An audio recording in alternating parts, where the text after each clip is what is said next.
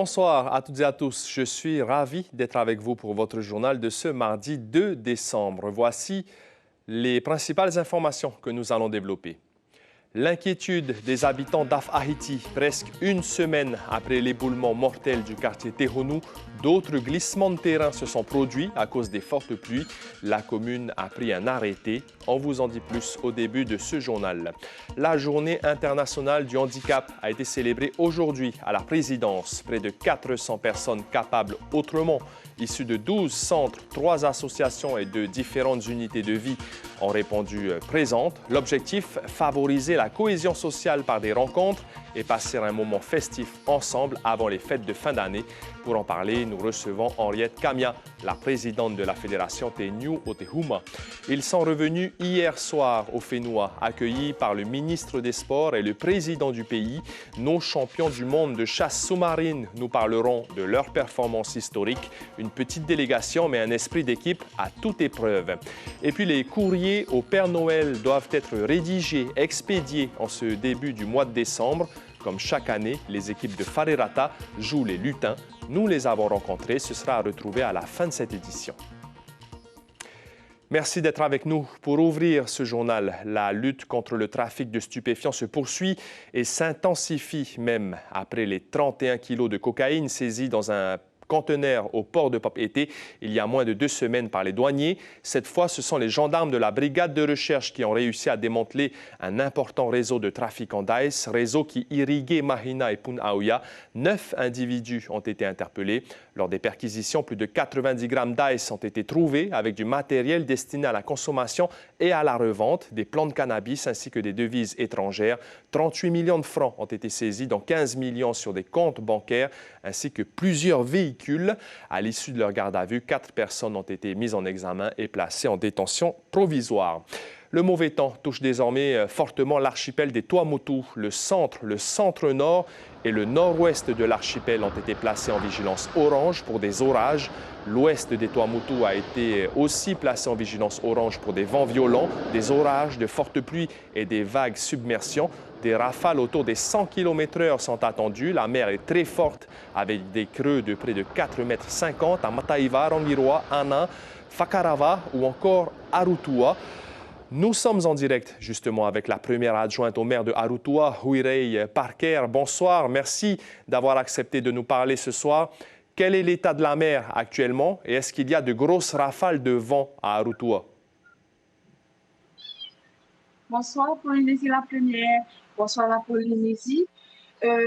Actuellement, chez nous, c'est plutôt quand il y a des rafales que nous subissons le vent fort et bien sûr la grosse houle, les grosses vagues qui viennent carrément dans les fermes perrières. Cet après-midi, vu les vidéos que nous avons actuellement, là ce soir, il y avait eu une grosse rafale qui est arrivée et ça a vraiment soufflé chez nous. Est-ce qu'il y a des dégâts à signaler du côté de Arutua? A priori, côté village, je ne pense pas qu'il y a de très gros dégâts. J'ai été moi-même voir, même mes agents de police sont partis également. Mais en tout cas, il y a un courrier qui est parti sur les réseaux, sur Facebook, pour dire que voilà, s'il y a quoi que ce soit, d'appeler nos agents de police qui feront des interventions, bien sûr, avec nos agents techniques. Donc, pour l'instant, aucune habitation n'est en danger, mais s'il arrivait quelque chose, quelles sont les solutions proposées par la commune? Eh bien, s'il arrivait quoi que ce soit de grave, eh bien, nous avons la mairie actuellement où on pourra les recevoir. Ce matin, nous avons fermé une école justement à cause du mauvais temps. Nous avons demandé aux parents de garder leurs enfants, de ne pas les laisser aller à la mer parce que hier, j'ai dû voir des enfants à la mer et j'ai dû donc les chasser et leur dire de rentrer à la maison. Et ben, si toutefois il y a quelque chose de grave, nous allons intervenir et la mairie, bien sûr, ouvrira les portes pour recevoir la population. Une toute dernière question, il y aura école demain à Routois? Ben, on attend toujours, si le temps il baisse, on pourra peut-être ouvrir, mais sinon, vaut mieux pas prendre de risques. On va attendre que le temps se calme et pour la sécurité de nos enfants, pour la sécurité du personnel, je pense que on va rester, on va fermer nos écoles jusqu'à nouvel ordre. Merci beaucoup, Huirei Parker, première adjointe de la commune de Aroutois, également donc placée comme les Tuamotu Nord-Ouest, Centre-Nord, Centre et Ouest en vigilance orange. Merci d'avoir répondu à nos questions. Et nous venons de l'apprendre, le Maristella qui devait faire escale à Makatea ce matin a dû faire route directement vers Anguirua à cause justement du mauvais temps. Et du côté de la presqu'île de Tahitiaf, Haïti, avec les pluies intenses de ces dernières 24 heures, le drame de Tehonu la semaine dernière ou encore les 2 glissements de terrain d'hier, la population est inquiète, c'est le moins que l'on puisse dire. Surtout les habitants qui vivent au pied des montagnes. Rohan Potoru et Hubert Liao ont pu en rencontrer. Le maire de Tayarapu Est a également pris un arrêté. Les détails dans ce reportage. À 300 mètres de l'éboulement majeur, ce nouveau glissement de terrain. Hier après-midi, vers 17 h, des troncs d'arbres se sont détachés de la crête, entraînant cette traînée de terre un peu plus bas. Sur les 4 foyers dans la zone, une seule famille est restée sur site, faute d'hébergement adéquat. Et on ne peut pas sortir comme ça, hein, ou aller avec les animaux. Hein. Bon, mais nous, on est restés en surveillance, on garde. J'ai entendu l'autre, là j'ai entendu aussi. Alors, ça fait un peu peur, vous voyez, mais on s'attendait comme c'est un fracata. On sait, les fracata, ils se déracinent. Pour Moya, originaire de la commune, la situation actuelle devient préoccupante. En 40 ans, elle n'a jamais vu de tels problèmes s'accumuler. Les arbres sont gorgés d'eau. Alors, tu vois, ça bouge et puis ça se déracine un peu et voilà le résultat. Et on a peur aussi de la montée de chez nous à la dorsale, les arbres qu'il y a là-bas sur la route. Pour sécuriser la zone du lotissement Tehonu, un arrêté municipal a été pris pour réglementer l'accès. 3 zones distinctes ont été cartographiées. Il a fallu attendre que l'eau soit rétablie et l'électricité. C'est le cas de la zone libre d'accès. Ensuite, l'arrêté définit aussi de quelle manière accéder à la zone contrôlée. Ensuite, il y a la zone d'exclusion. La zone d'exclusion qui est tout à fait en haut, proche du lieu de la calamité. Pour les géologues, la zone de l'éboulement reste stable pour l'instant, mais il faudra attendre encore pour pouvoir donner un diagnostic clair sur ce site à risque. L'ancien prêtre de l'église catholique Noël Nohotemorea a été condamné ce mardi à 4 ans de prison, dont 3 avec sursis pour abus de confiance.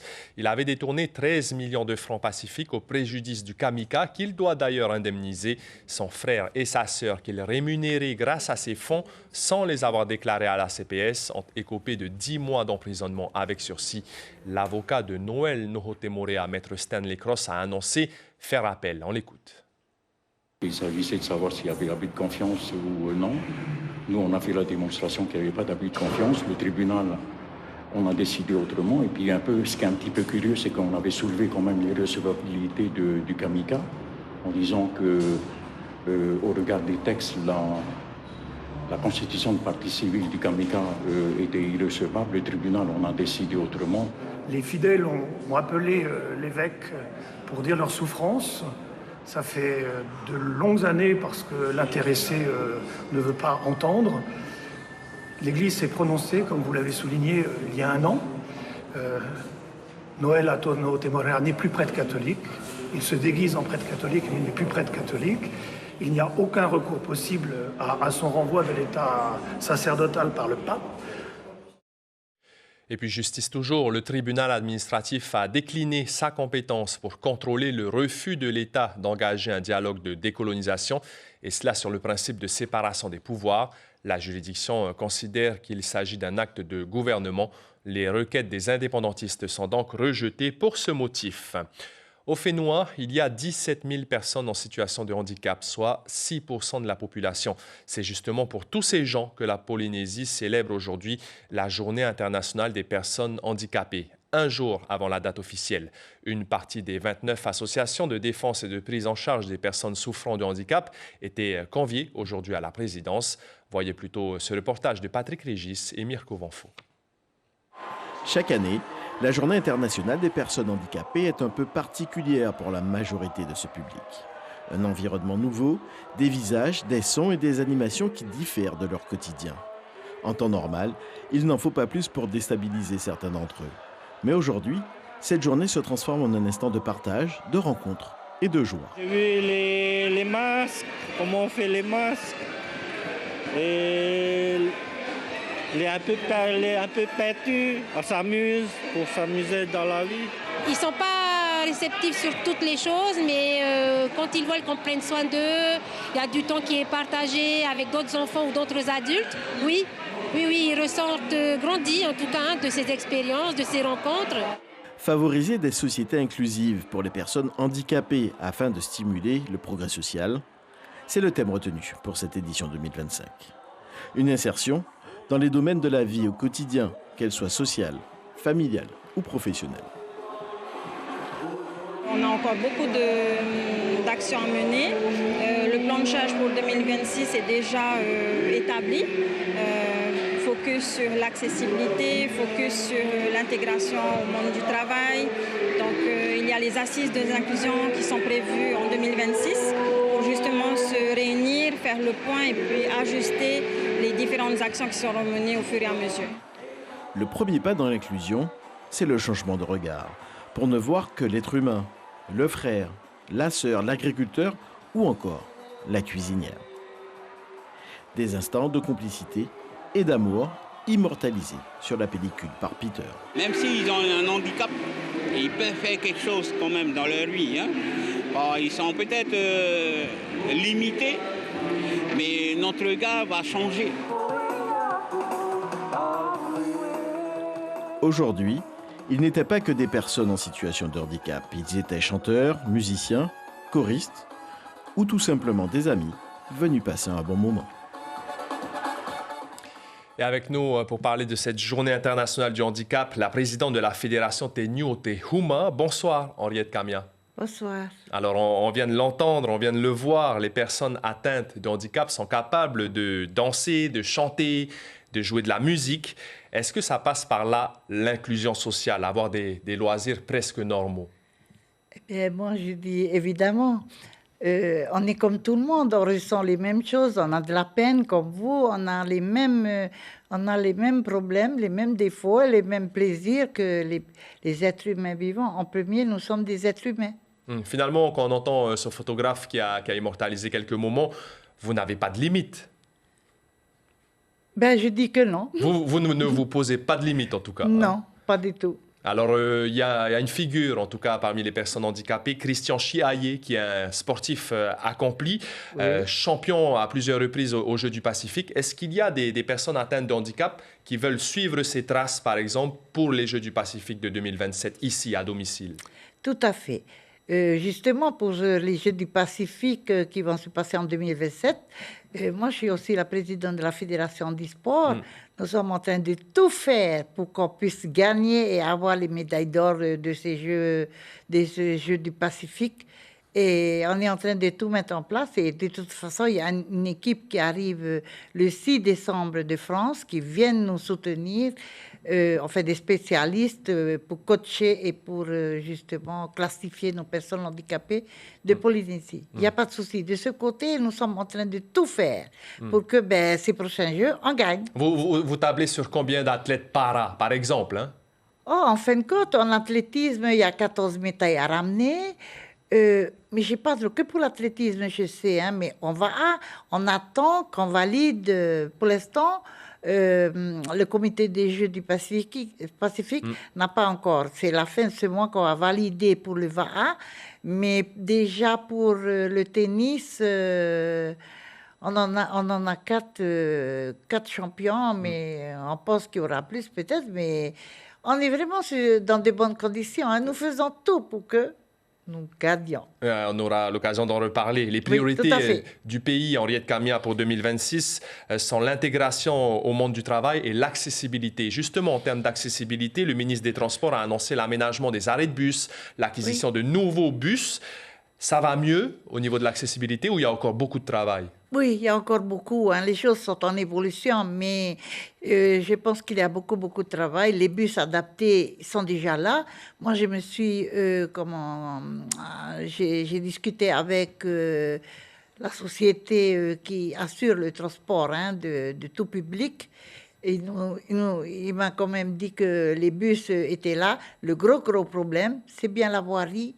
Parce que pour que ces bus adaptés soient vraiment efficaces, il faut que tout le côté accessibilité soit mis en place. Parce que souvent, les trottoirs, je crois, il faut à peu près 17 cm. Et tous nos trottoirs ne sont pas... Forcément aux normes. Ah oui, ils ne sont pas du tout aux normes, très peu. Henriette Camia, l'autre défi, c'est réussir à faire embaucher des personnes handicapées dans le travail, donc capables de travailler. Et là aussi, est-ce qu'il y a encore beaucoup d'efforts à faire, tant dans le public que dans le privé? Oh, vous savez, nous, on essaie de tout faire dans toutes nos associations. C'est vraiment comment dirais-je, c'est notre slogan, de tout faire pour qu'on puisse embaucher nos personnes handicapées, parce que comme tout le monde, on a besoin de vivre. Et il y a beaucoup d'handicapés qui n'ont pas d'allocation. Donc, vous voyez, l'emploi, c'est vraiment quelque chose qui nous tient à cœur. De toute façon, là, notre ministre du Travail est en train d'essayer de mettre en place des dispositifs pour vraiment encore perdurer, pour qu'on puisse performer dans l'embauche des personnes handicapées.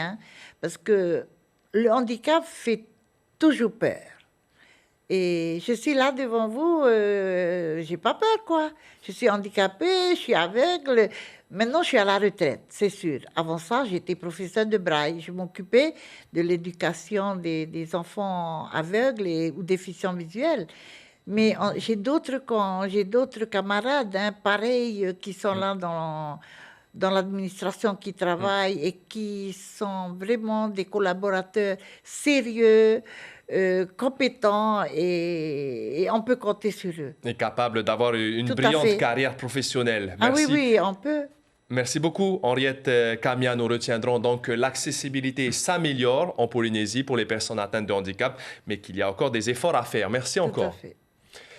Les électeurs sont appelés à voter pour leurs conseillers municipaux le 15 mars 2026 pour le premier tour et le 22 mars, une semaine après, pour le second tour. Les Polynésiens doivent élire 1056 conseillers municipaux sur l'ensemble des 5 archipels avec 2 modes de scrutin, plurinominal majoritaire pour les communes de moins de 1000 habitants et scrutin de liste paritaire proportionnel pour les communes de plus de 1000 habitants. Et puis l'histoire fait le buzz sur les médias nationaux. Le maire d'une petite commune des Pyrénées-Orientales n'a pas donné de nouvelles à ses administrés depuis cet été. Il s'est en fait installé à Moorea sans démissionner de son mandat. Nous avons réussi à le contacter. Les détails sont donc à lire sur notre site Internet. Les champions du monde de chasse sous-marine sont rentrés au Fénois hier soir. Presque toute la délégation était présente. 12 athlètes revenus avec leur médaille d'or et leurs trophées. Le président du pays, le ministre des Sports ainsi que les familles étaient présents pour féliciter en personne nos sportifs et notamment nos 2 champions du monde en individuel, Del Lamartinière et Teina Hort, que l'on écoute au micro de Teiva Ribé. Enfin, on est arrivé. C'est tant d'années, c'est des rêves d'enfant. Moi, depuis tout petit, je rêve d'être champion du monde. Depuis l'âge de 13 ans. Et il fallait plus de 20 ans pour attendre qu'on a le sac. Ce qui a fait la différence, c'est qu'on était parti bien avant tout le monde. Donc, on était là depuis 1 mois et demi. Et on a eu le temps de bien faire les repérages, alors que les autres nations sont arrivées 2 semaines avant la compétition. Donc, ils ont eu moins de jours de repérage. Et on a pu bien se familiariser avec la météo, le rirou, les marées, etc. Et de pêcher dans ces conditions, il fallait vraiment s'habituer à tout, à l'équipement aussi, parce qu'on était beaucoup plombés et c'était pas beaucoup de profondeur. Donc, c'était vraiment des conditions qui étaient différentes de celles qu'on avait ici. Et vous venez de l'entendre, dans des conditions difficiles. Rappelons que Tahiti est également champion du monde par équipe chez les femmes et vice-champion du monde par équipe chez les hommes. Les dates du 23e FIFO sont connues. Ce sera du 6 au 15 février 2026 avec une sélection de 32 films retenus parmi 178 documentaires inscrits. Le jury pour la prochaine édition sera présidé par Aaron Sala, figure reconnue du secteur culturel du Pacifique, engagé dans la valorisation des expressions artistiques et musicales de notre océan. Écoutez Lucille Guichet, journaliste de notre rédaction qui fait partie du jury, et Laura Théron, déléguée générale de la FIFO. 23e édition du FIFO, effectivement, on fait partie d'une génération, peut-être pas qui a grandi avec le FIFO, mais qui a mûri avec le FIFO. Et d'autant plus dans nos métiers de l'audiovisuel, le FIFO, c'est quelque chose qui nous pousse. Et personnellement, mon premier documentaire que j'ai réalisé en 2021, le FIFO, ça a été un de mes moteurs. Donc aujourd'hui, de me retrouver de l'autre côté parmi les membres du jury, c'est un honneur, vraiment. Nous aurons 32 films documentaires en sélection et 12 films courts de fiction, donc 10 films en compétition, 15 films hors compétition et 7 films courts documentaires qui a une case de programmation spécifique. Et le FIFO, ce sera donc du 6 au 15 février 2026. Nous sommes officiellement entrés dans le mois de décembre, mois des fêtes de fin d'année et surtout le mois de Noël. Pour les enfants, c'est le moment d'écrire leur courrier au Père Noël. Attention, c'est un secret de polichinelle, mais elles sont recueillies, ces lettres, dans les écoles, dans les centres commerciaux ou dans les offices de poste avant d'être traitées. David Chang était en coulisses. Elles sont destinées aux barbus du Grand Nord, alors elles doivent être rédigées avec soin. En Polynésie, 3000 lettres sont envoyées au Père Noël chaque année. Elles sont souvent bien décorées et au service commercial de Wharirata, Miliani répond bénévolement au courrier sans pour autant juger si ses auteurs ont bien été sages toute l'année. Parfois, on a un peu des vœux extravagants comme une Lamborghini pour Noël. Ou sinon, on a des enfants plus sages qui demandent seulement de passer un bon moment en famille et le bonheur de leurs parents. Pourquoi tu dis extravagant pour la Lamborghini? Ça dépasse le budget du Père Noël? Oui, ouais. Bon, après, ils peuvent demander ce qu'ils veulent. Hein, et au final, selon la magie de Noël, ils recevront ce qu'ils recevront. La poste de FAA va recevoir jusqu'à 400 lettres avant Noël. Un travail conséquent et qui demande aux employés d'entrer dans le rôle du lutin. Souvent, les enfants viennent accompagnés de leurs parents et découvrent la boîte aux lettres du Père Noël. On essaie de jouer le jeu et de leur montrer qu'ils ont la possibilité d'envoyer du courrier au Père Noël avec des commandes et beaucoup d'autres choses en fait. Donc en fait, on les invite justement à mettre leur courrier. On les explique que du coup, c'est nous qui allons aider le Père Noël à récupérer le courrier par le biais de Wharirata. À partir de la mi-décembre, les choses vont s'accélérer pour le centre de tri postal de Wharirata. Chaque année, pendant les périodes de fête, des tonnes de colis sont envoyés tous les ans à Tahiti et dans les îles. Et les choses vont aussi s'accélérer pour le portefeuille des parents. L'information principale de ce mardi 2 décembre, après les 31 kilos de cocaïne saisis dans un conteneur au port de Papeete il y a moins de 2 semaines par les douaniers. Cette fois, ce sont les gendarmes de la brigade de recherche qui ont réussi à démanteler un important réseau de trafiquants d'ICE. 9 individus ont été interpellés. Lors des perquisitions, plus de 90 grammes d'ICE ont été retrouvés avec du matériel destiné à la consommation et à la revente, des plants de cannabis ainsi que des devises étrangères. 38 millions de francs ont été saisis, dont 15 millions sur des comptes bancaires, ainsi que plusieurs véhicules. À l'issue de leur garde à vue, 4 personnes ont été mises en examen et placées en détention provisoire. Sur vos écrans, après ce journal, 2 épisodes de la série Tropique criminelle, puis 2 épisodes de Legacy. C'est la fin de cette édition. Merci de votre fidélité. On se quitte sur des images d'un arbre de Noël flottant qui a été inauguré dans la baie de Botafogo à Rio de Janeiro. Passez une belle soirée. À demain et prenez bien soin de vous.